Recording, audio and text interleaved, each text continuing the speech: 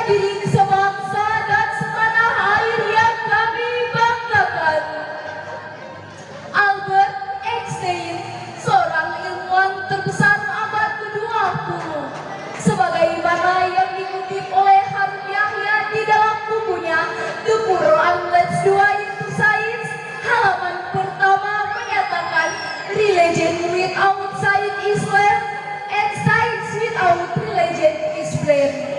Agama tanpa ilmu adalah pincang dan ilmu tanpa agama adalah buta. Kalimat ini menunjukkan bahwa agama tidak hanya mendorong studi ilmiah, tetapi juga menjadikan riset ilmiah yang konklusif dan tepat guna. Alasannya adalah karena agama merupakan sumber tunggal yang menjadikan jawaban pasti dan akurat.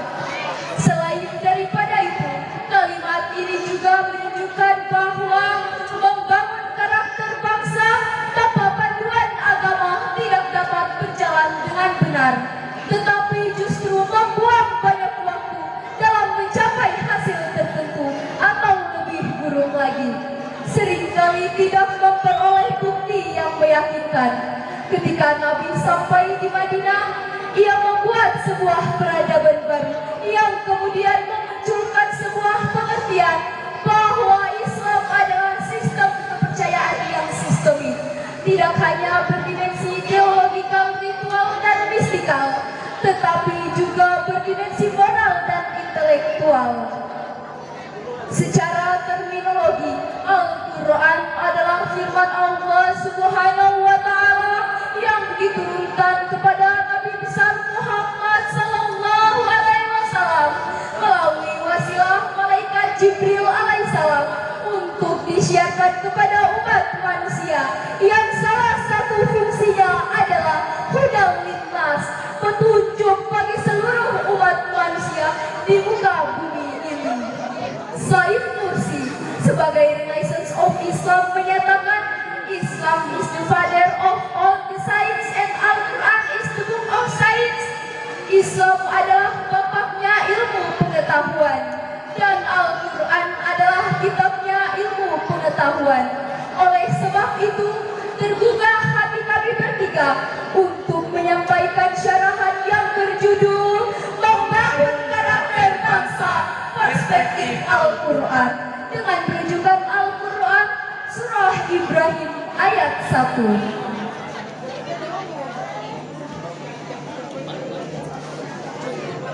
أعوذ بالله من الشيطان الرجيم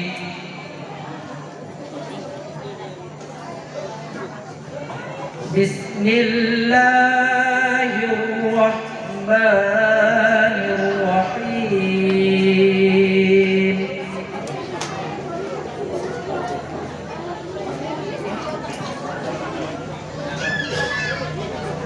ألف لام را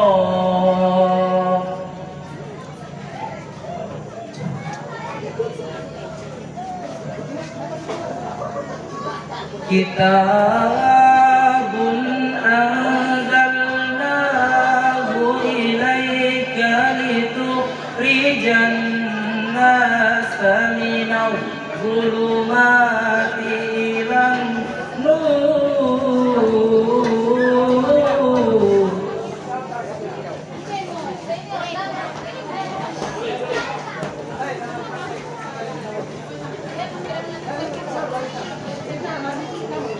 من الظلمات إلى النور بإذن ربهم إلى صراط العزيز الحميد. Aku berlindung kepada Allah dari godaan syaitan yang terkutuk. Dengan menyebut nama Allah yang Maha Pengasih lagi Maha Penyayang. Ini adalah kitab yang kami turunkan kepadamu Muhammad, agar engkau menguatkan manusia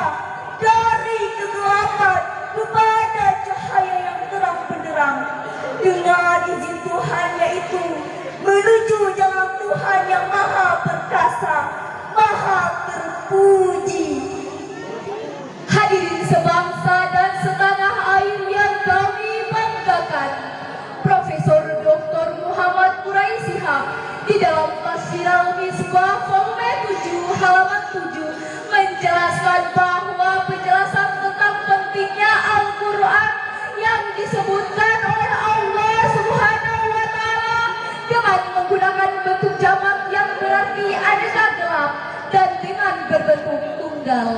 Hal ini untuk mengisyaratkan bahwa kegelapan itu bermacam-macam dan sumbernya pun banyak. Berbeda dengan An-Nur yang menyerari dan tidak pernah memberi gelap.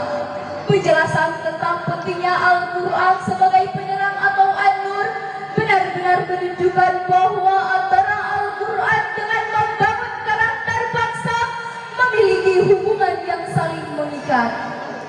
Malik bin Nabi di dalam kitabnya Intaj al-Mustasir wa Atsaruhu fi Awfiri al-Hadis menulis, ilmu pengetahuan adalah sekumpulan masalah serta sekumpulan metode yang dipergunakan menuju tercapainya masalah tersebut. Ini menunjukkan bahwa kemajuan membangun karakter bangsa tidak dapat dinilai dengan apa yang dipersembahkannya kepada masyarakat, tetapi juga diukur dengan wujudnya suatu klip yang dapat mendorong kemajuan membangun karakter bangsa.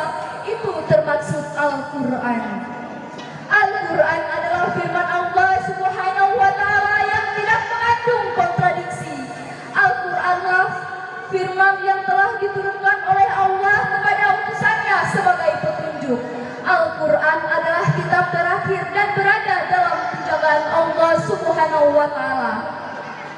Oleh sebab itu, membangun karakter bangsa akan berkembang cepat hanya apabila dituntun oleh Al-Quran dan mengambil kebenaran darinya.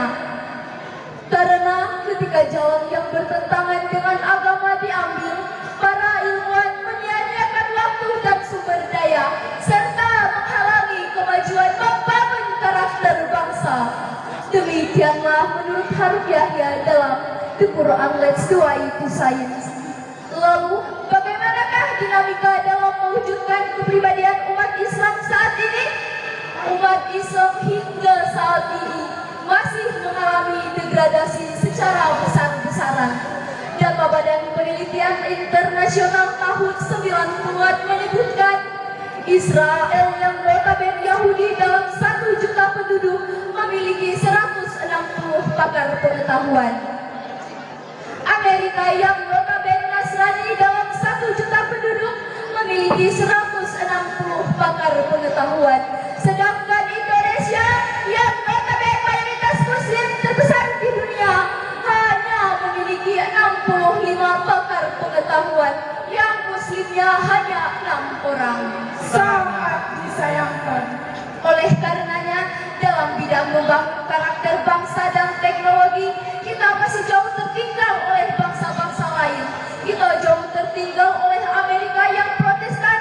Kita jauh tertinggal oleh Korea yang Konfusianis Taois. Bahkan kita jauh tertinggal oleh Jepang yang Buddhis Taois. Padahal 14 abad yang lalu, kita telah diperintahkan untuk membaca dan membangun karakter bangsa. Bacalah Al-Quran supaya hidup teratur. Bacalah alam supaya lahir karya-karya luhur. Dan bacalah diri kita agar hidup tidak takabur. Sebab membaca dalam Islam harus dibarengi serta diimbangi dengan Bismi rabbikal ladzi khalaq. dengan menyebut nama Tuhan yang menciptakan. Akan tetapi, untuk dapat memahami dengan jelas dan benar terhadap interpretasi dari firman-firman Allah di dalam Al-Quran yang menjelaskan tentang korelasi antara Al-Quran dan menciptakan kepribadian bangsa, serta mengambil manfaat darinya dan menjadikannya sebagai contoh kepribadian bangsa, maka salah satu yang harus dilakukan adalah dengan dapat memahami Al-Quran secara tekstual terlebih dahulu, yakni memahami Al-Quran dari segi kebahasaan. Dan bahasa Al-Quran adalah bahasa Arab, sebagaimana Allah berfirman di dalam Al-Quran surat Toha ayat 113. وكذلك أنزلناه قرآنا عربيا وصرفنا فيه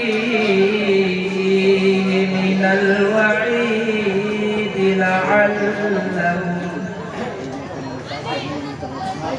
لعلهم يتقون أن يحدث لهم ذكرا صدق الله العظيم. Dan demikianlah kami menurunkan Al-Quran dalam bahasa Arab, dan kami telah menerangkan dengan berulang kali di dalamnya sebagian dari ancaman agar mereka bertakwa atau agar Al-Quran itu menimbulkan pengajaran bagi mereka. Maha benar Allah atas segala firman-Nya.